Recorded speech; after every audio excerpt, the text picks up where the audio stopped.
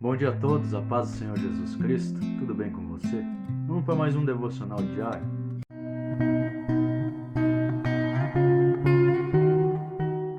Hoje eu quero trazer uma palavra que se encontra no livro de Salmos. Um salmo bem conhecido, Salmo do Senhor é o meu pastor, Salmo de número 23. Você que ainda não se inscreveu, puder estar se inscrevendo, ajuda muito na divulgação da palavra do Senhor. Deixe um comentário, deixe uma curtida, pois ajuda a divulgar o vídeo para o YouTube. O YouTube entende que você está gostando e começa a mandar para as mais pessoas. Mas sem demoras, vamos para a palavra de Deus. Salmo 23, aquele que vai dizer assim: O Senhor é o meu pastor e nada me faltará. Deitar-me faz em verdes passos e guia-me mansamente às águas tranquilas. Refrigere minha alma. Guia-me pelas veredas da justiça, por amor ao teu nome. E ainda que eu ande pelo vale da sombra da morte, eu não temerei mal algum, pois o Senhor estás comigo. A tua vara e o teu cajado me consolam. Prepara-me-ás uma mesa, na presença dos meus adversários. Ungirá a minha cabeça com óleo, e o meu cálice transborda.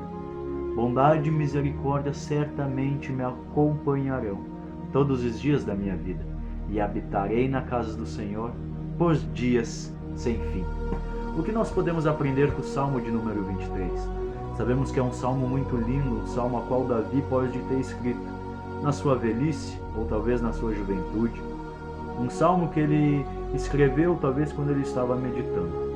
O que a gente pode aprender com apenas estes ensinamentos?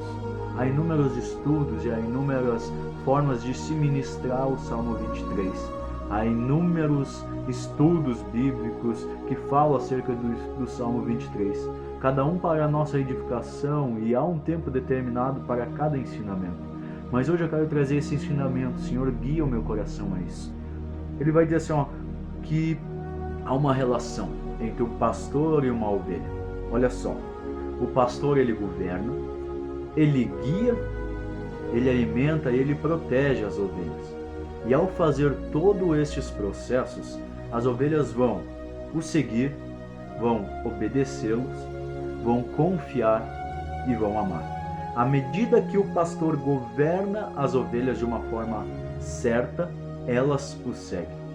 Na medida que o pastor guia agora essas ovelhas, elas vão lhe obedecer. Na medida que o pastor alimenta as ovelhas, elas vão confiar nele. E desde o momento que ele as protege, elas vão os amar.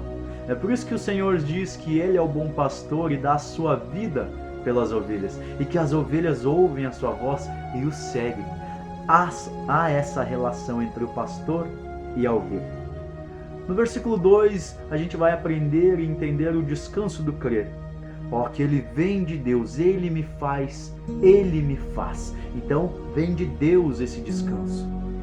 Ele é profundo, ele é imenso de profundo. Deitar, ele me faz deitar, descansar. É ele que me faz, o Senhor me faz descansar. E ele tem um sustento sólido em verdes pastos. Então há uma profundidade, há uma dureza, há algo que o Senhor nos faz descansar. Ele nos faz descansar. Então o descanso de crer que a ovelha pode ter no Senhor é que vem de Deus, que é profundo e que é sólido, é firme. No terceiro versículo a gente vai entender que há um renovo, há uma direção e há um propósito. O renovo, ele é glorioso, porque vai dizer assim, refrigere minha alma. E quantas vezes a gente está angustiado e precisa de um refrigério de Deus. Então o salmista está dizendo, porque pelo Senhor seu pastor há um refrigério de alma. Há uma direção certa, vai dizer, guia-me pelas tuas veredas. Pelas suas veredas, guia-me. Então há uma direção correta. O Senhor vai dizer, eu sou o caminho, a verdade e a vida. Então há uma direção correta.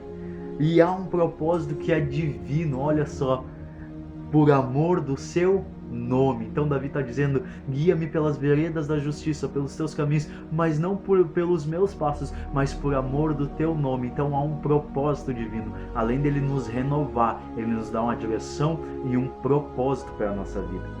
No versículo número 4, a gente vai ver que pela dificuldade do processo, vemos o tamanho do propósito de Deus.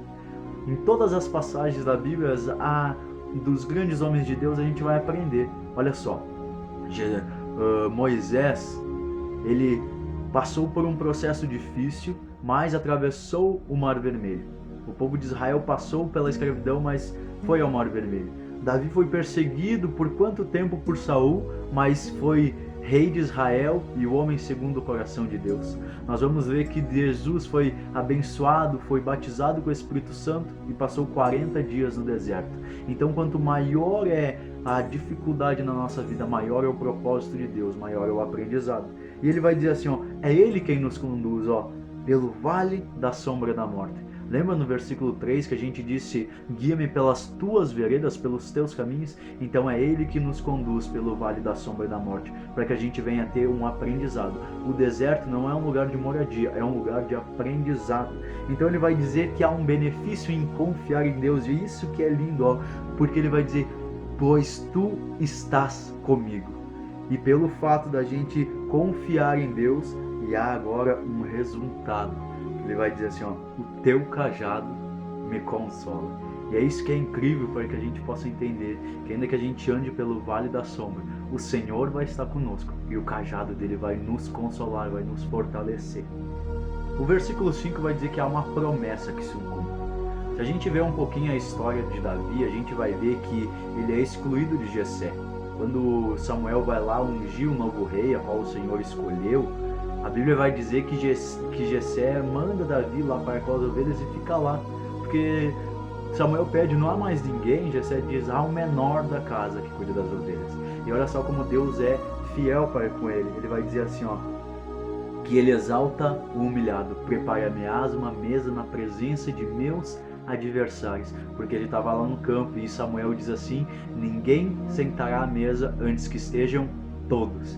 E ele vai dizer, ó, ele honra ao escolhido, ó, unge minha cabeça com óleo. Então Davi ali, ele é ungido. Quando ele entra, o Senhor disse, unge e consagra, pois é este a qual eu escolhi.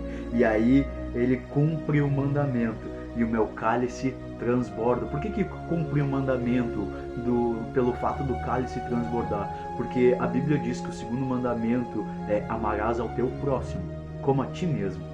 Então, quando tu é cheio do Espírito Santo, cheio da presença de Deus, ele vai transbordar para a vida das outras pessoas, vai alcançar a vida das outras pessoas. Isso que eu recebo de Deus, isso que o Senhor nos dá como unção, nos dá como profecia, nos dá como renovo, isso vem para nós, nos edifica, nos enche, mas isso tem que transbordar para a vida das outras pessoas. Tudo que a gente aprende do Senhor, tudo que a gente recebe do Senhor, a gente deve transmitir para outras pessoas, a gente deve alimentar, a gente deve dar fruto a outras pessoas para que elas também se alimentem, e desse fruto elas venham alimentar outras pessoas, e assim vira um ciclo. É como uma árvore de laranja. Quando se planta a semente, ela vai criar sua raiz, ela vai crescer seu tronco, e depois de um determinado tempo ela vai dar frutas, ela vai dar laranjas. E aí o que acontece? A gente vai lá, come essa laranja, se alimenta dela, e a semente, se a gente a plantar adequadamente, o que acontece? Ela vai crescer outro pé de laranja. E assim é a nossa vida espiritual. Tudo que a gente recebe, a gente deve frutificar sobre a vida de outras pessoas, para que o reino de Deus venha crescer sobre esta terra. E nós vamos ver o último versículo, o que acompanha toda essa caminhada, que vai dizer, porque certamente a bondade e a misericórdia me acompanharão todos os dias da minha vida. E olha só, a bondade e a misericórdia. Bondade é tudo aquilo que tu faz de bom para outra pessoa, retorna a ti. O que tu semear, isso tu colherá, a Bíblia nos diz em Gálatas 4:6, se eu não me engano. Então tudo aquilo que tu fizer de bom vai semear. E a misericórdia é tu querer exatamente para ti o que a outra pessoa quer. Ou seja, tu tem que ser misericordioso, tu tem que querer para ti exatamente o que a outra pessoa quer. E isso certamente o acompanhará todos os dias. A Bíblia nos diz no livro de Provérbios, olha só, que quando os caminhos do homem são retos aos olhos do Senhor, até os inimigos têm paz com ele. E é isso que o Senhor nos promete quando a gente faz dele o nosso pastor. E que é no tempo presente, ó, todos os dias, certamente me acompanharão todos os dias. Então não é apenas no domingo, não é apenas na quarta, é todos os dias, não é um dia por semana, não, é todos os dias. O Senhor vai dizer assim, ó, estarei convosco todos os dias, até a consumação dos séculos. Então que a gente possa descansar, porque após isso, além de Ele estar conosco todos os dias, olha só que coisa linda, vai ser num tempo futuro, vai ser como a Jerusalém celeste que desce adornada do céu, e Ele vai dizer assim, e eu habitarei na casa do Senhor por dias sem fins. E é isso que nos espera, é isso que a gente deve esperar quando a gente faz do Senhor o nosso pastor, que a gente vai habitar na casa dele por dias sem fins. Que a gente venha ler hoje o Salmo 23 com um olhar diferente, que a gente venha entender ele com um olhar diferente. E para não ficar só nessas palavras, eu vou ler ele novamente, para que a gente venha guardar ele no coração, que a gente venha meditar sempre nele no momento da dificuldade, que a gente venha olhar para o Senhor e dizer que Ele é o nosso pastor. Olha, o Senhor é o meu pastor, nada me faltará. Deitar-me faz em pastos verdejantes. Leva-me para junto das águas tranquilas. Refrigera minha alma e guia-me pelas veredas da justiça por amor do teu nome. Ainda que eu ande pelo vale da sombra e da morte, eu não temerei mal nenhum, pois tu estás comigo. O teu bordão e teu cajado me consolam. Prepara-me-ás uma mesa na presença dos meus adversários. Unge a minha cabeça com óleo e o meu cálice transborda. Bondade e misericórdia certamente me seguirão todos os dias da minha vida, e eu habitarei na casa do Senhor por dia sem fim.